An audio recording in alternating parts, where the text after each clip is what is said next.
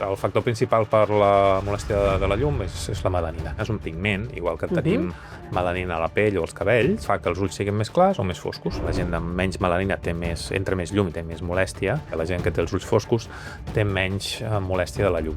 I una altra cosa és la fotofòbia, que és secundària a alguna cosa. Si tens una inflamació ocular, pot ser una fotofòbia bastant important. Si tens a vegades una migranya d'aquelles molt fortes, també et pot donar una fotofòbia molt forta.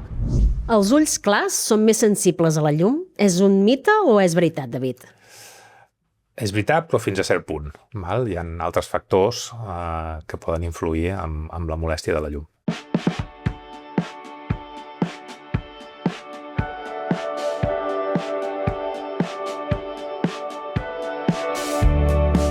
M'has dit que depèn d'alguns factors que poden intervenir amb la molèstia de la llum. Per què passa? De què depèn? A veure, la molèstia de la llum bàsicament depèn de la melanina que tu tinguis al teu iris. La melanina és un pigment, igual que tenim melanina a la pell o als cabells. Això, per exemple, són més morenos o més blancs? Això mateix. Doncs als ulls també, a l'iris hi ha melanina. I aquesta melanina fa que els ulls siguin més clars o més foscos. Si hi ha poca melanina, doncs els ulls són més clars. Si hi ha molta melanina, doncs els ulls són més foscos.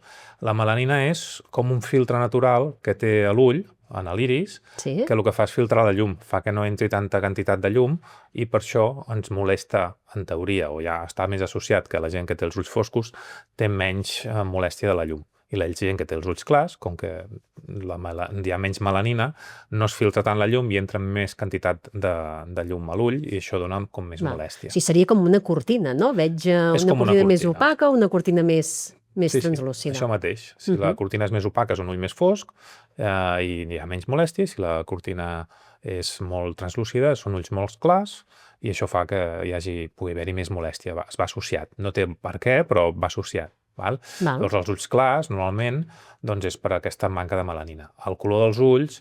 Sí, de què depèn el color dels ulls? Si és verd, si és marró, si és... No és pel pigment, sinó que és per la dispersió que té la llum quan està amb el pigment de la melanina, amb el pigment de l'iris. És més la dispersió de com es dispersa la llum amb el pigment. És a dir, com entra i com es reparteix. No és que hi hagi pigments de diferents colors, sinó que és com es dispersa la llum. I això et dona aquest color. Per això hi ha vegades que gent que té els ulls clars estan més blavosos, un dia més verdosos. Exacte, que te va canviant una mica depenent de com s'exposen els que tenim els ulls foscos, doncs normalment sempre són iguals. Sí, sempre són iguals. La melanina és sempre igual. Exacte. Llavors el factor principal per la molèstia de la llum és la melanina. Llavors aquestes afectacions, quan són una mica més fortes, en aquest cas, com es diuen? S'ha de diferenciar una mica el que és això, la molèstia de la llum, el que és una fotofòbia. I la fotofòbia ho pot tenir també una persona amb ulls foscos o no? O és més habitual en persones d'ulls clars? No, la fotofòbia normalment no és una molèstia, una cosa que et molesti la llum, que això ho podem tenir tots, i una altra cosa és la fotofòbia que és secundària a alguna cosa. Si tens una inflamació ocular, pot ser una fotofòbia bastant important. Si tens una uveitis, tens una fotofòbia molt important. Però això és una molèstia de la llum d'una manera exagerada. Això és quan es parla de fotofòbia. Però hi ha alguna cosa darrere que ho provoca. Si tens a vegades una migranya d'aquelles molt fortes, et pot donar una fotofòbia. O sigui, és una conseqüència. Sí, hi ha una alteració neurològica, també et pot donar una fotofòbia molt forta. Llavors s'ha de diferenciar una mica el que és la fotofòbia, que és una molèstia excessiva, desmesurada a la llum, que no pots sortir al carrer, que has d'estar en un quarto fosc. Això és una fotofòbia. I quan pot durar una fotofòbia? És temporal o pot ser permanent? No pot ser temporal? Sol ser temporal, però depèn de la causa. Si és una migranya, fins que t'hagi passat l'efecte de la migranya i te marxi la fotofòbia. Per això necessites tancar-te en una habitació fosca. Això és relativament curt, però si per exemple tens una inflamació ocular forta, fins que no hagis curat la inflamació, que a vegades pot ser llarga, pot durar més. I les fotofòbies, per exemple, poden ser més habituals ara a l'estiu, quan hi ha més llum del dia, o és indiferent? No, ara a l'estiu el que és més habitual és la persona que té més sensibilitat a la llum, més molèstia, que li molesti més. Pot ser perquè tingui, això el que dèiem, poca melanina a l'iris, o pot ser simplement una persona que tingui els ulls foscos, però que tingui una sensibilitat més alta. Hi ha un factor personal. Sí que està una mica més associat que la gent amb menys melanina entra més llum i té més molèstia, però això és una mica un factor personal. Llavors, la millor opció reduir aquesta molèstia és portar ulleres, quan estàs amb el sol, ulleres de sol amb un bon filtre ultraviolat i per l'altre En cantó... aquest cas, per exemple, que havíem parlat de les categories de filtres, què recomanes a una persona que té fotofòbia? Categoria 3. Categoria 3, que no seria la 4, no? La La 4 més és alta potent, muntanya, no cal. però la 3 Categoria 3. ja faria servir, o sigui, ja seria una bona solució per evitar la sensibilitat. Per un cantó un bon filtre ultraviolat i per l'altre una categoria 3 en quant a filtre de llum. Vale? La llum de l'espectre visible i l'ultraviolat a part. Vale? Els que tinguin un bon filtre en els dos sentits i això provocarà que no tinguis aquesta molèstia. Val. I a part d'una bona protecció així dels ulls, hi ha alguna altra recomanació que se li pugui dir a una persona que té fotofòbia? O fins i tot una persona... Fotofòbia que vagi al metge. Sí, fotofòbia que vagi al metge. Val.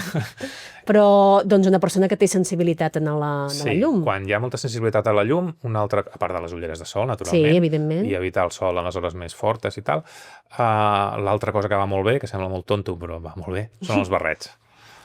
Sí. Vale, els barrets, gorres, no? I tot barrets el que i gorres cap, és una altra que te fa una mica d'ombra, no? És una altra molt bona opció per la gent que té una sensibilitat més alta a la llum de lo normal.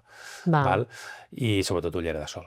Un bon barret, una bona protecció i ullera de sol. I ulleres de sol, sisplau, que no siguin d'aquestes barates, entenc, no? No, perquè... Comprovar que sí, que tingui la certificació, que estiguin homologades... Una ullera de sol que no té un filtre ultraviolat, però és molt fosca, no et protegirà més, tot el contrari, perquè al ser fosc el vidre, això farà que la pupil·la es dilati més. Val.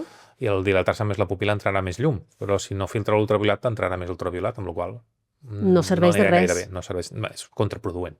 Val. Per tant, és important que estigui homologada, que porti el certificat europeu i que el compris en un centre òptic que és on hi ha una garantia de que aquella ullera et protegirà els ulls.